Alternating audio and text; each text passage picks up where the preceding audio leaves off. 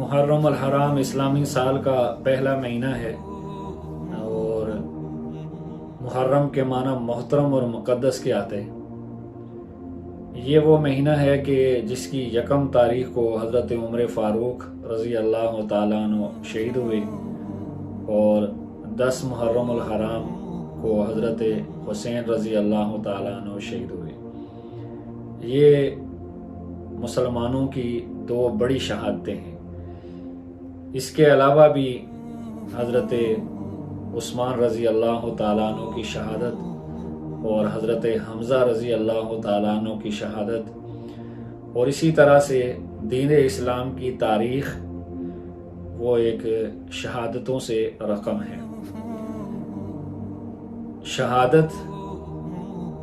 دین اسلام کے اندر سعادت کا نام ہے۔ اب اگر انسان یہ سمجھ لے کہ یہ جو شہادت ہے یہ سعادت ہے یا نحوست ہے، اگر کوئی شخص یہ سمجھ لے کہ شہادت سعادت ہے تو اس کو اللہ کا شکر ادا کرنا چاہیے، اور اگر کوئی شخص یہ سمجھتا ہے کہ شہادت نحوست ہے تو اس کے اوپر پھر رونا دھونا ہے، اپنے آپ کو پیٹنا ہے، مارنا ہے، اور گریبان کو پھاڑنا ہے، اور دوسری جو چیزیں ہیں وہ وہی لوگ کر سکتے ہیں کہ جو شہادت کو سعادت نہیں بلکہ نحوست سمجھتے ہیں۔ مسلمانوں کے ہاں شہادت بہت بڑی سعادت ہے۔ یہ جو محرم الحرام کا مہینہ ہے، یہ جو 4 مقدس مہینے ہیں ان کے اندر بھی شامل ہے، اور عاشورہ کا جو دن ہے، جو 10 محرم الحرام کا دن ہے، یہ صرف امت محمدی صلی اللہ علیہ وآلہ وسلم کے اندر ہی نہیں بلکہ اس سے پہلے جتنی بھی امتیں گزری ہیں ان کے اندر بھی یہ انتہائی مقدس اور انتہائی محترم دن تھا۔ بعض امتوں کے اندر تو آتا ہے کہ اس دن کا جو روزہ ہے وہ فرض تھا، لیکن رسول اللہ صلی اللہ علیہ وآلہ وسلم کی امت پر جب رمضان المبارک کے روزے فرض کر دیے گئے تو اس کی فرضیت اٹھا لی گئی۔ اسی طرح سے حضرت آدم علیہ السلام سے لے کر آج تک،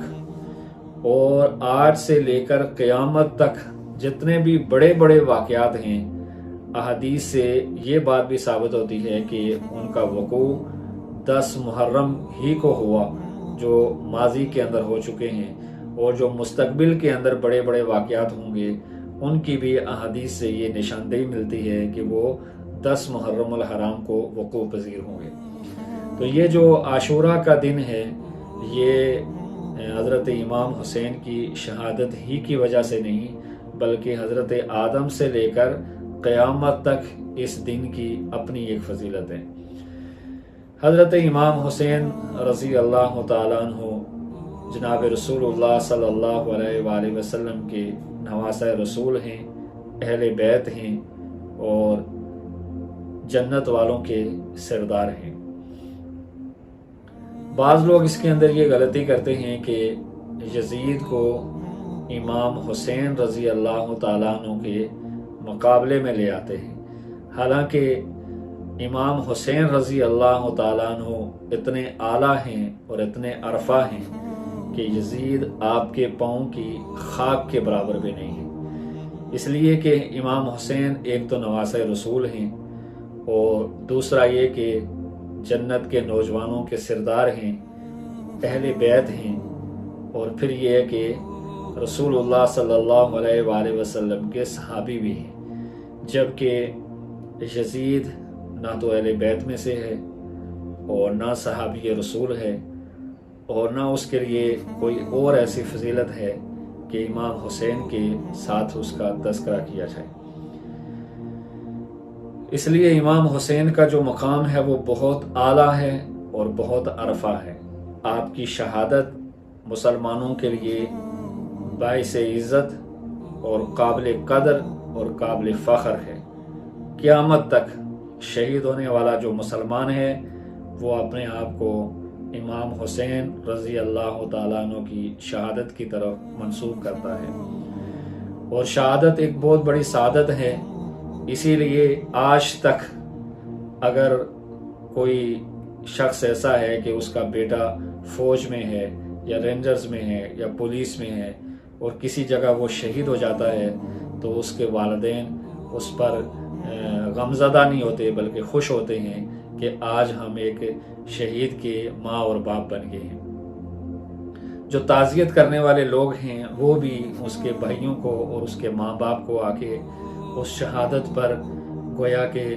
ان کو یہ کہتے ہیں کہ آپ بہت بڑے سعادت مند ہیں کہ آپ ایک شہید کی ماں ہیں، ایک شہید کے باپ ہیں، ایک شہید کے بھائی ہیں، ایک شہید کی بہن ہیں، اور اس پر وہ فخر کرتے ہیں۔ اس لیے مسلمانوں کے ہاں شہادت قابل عزت اور قابل فخر ہے۔ اس عاشورہ کے دن کے اندر ہمیں کیا کرنا چاہیے، اکثر لوگ پوچھتے ہیں، تو حدیث سے دو باتیں ثابت ہوتی ہیں۔ ایک تو یہ کہ اس دن اپنے گھر والوں پر رزق کے اندر کشادگی کرنی چاہیے، اچھا کھانا بنانا چاہیے، اپنے بچوں کو، اپنے اہل و عیال کو اچھا کھانا کھلانا چاہیے، اس سے رزق کے اندر وسعت آتی ہے، اللہ فراوانی دیتا ہے۔ دوسرا یہ کہ یہ جو عاشورہ کا دن ہے اس کا روزہ رکھنا چاہیے، اس کا روزہ رکھنا افضل ہے۔ نبی علیہ السلام سے یہ حدیث بھی منسوب ہے کہ نبی علیہ السلام نے فرمایا کہ آئندہ سال ہم 9-10 محرم کا یا 10 اور 11 محرم کا روزہ رکھیں گے، چونکہ اہل مدینہ بھی عاشورہ کا روزہ رکھتے تھے۔ تو نبی علیہ السلام نے فرمایا کہ آئندہ ہم 9-10 محرم کا یا 10 یا 11 محرم کا روزہ رکھیں گے۔ اب اگر کوئی شخص 9-10 محرم کا روزہ رکھتا ہے تو یہ بہت اچھی بات ہے، 10-11 محرم کا روزہ رکھتا ہے یہ بہت اچھی بات ہے، لیکن اگر صرف 10 محرم کا روزہ رکھتا ہے تو بھی اسے افضلیت اور اسے اجر و ثواب جو اسے اللہ رب العالمین اور اللہ کے رسول نے بتایا ہے اسے مل جائے گا۔ اس کے علاوہ جو خرافات ہیں اور رسومات ہیں ہمارے دین کے ساتھ اس کا کوئی تعلق نہیں ہے، اور مسلمانوں کو ان سے بچنا بھی چاہیے، ان سے پرہیز بھی کرنے چاہیے۔ اس دن صرف اور صرف عبادت کریں، اپنے گھر والوں پر وسعت رکھیں اور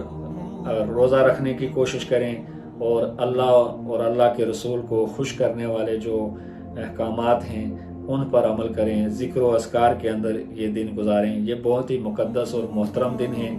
باقی اس کے علاوہ جو کچھ ہوتا ہے اس سے خصوصاً سنی مسلمانوں کو ضرور بچنے کی کوشش کرنی چاہیے۔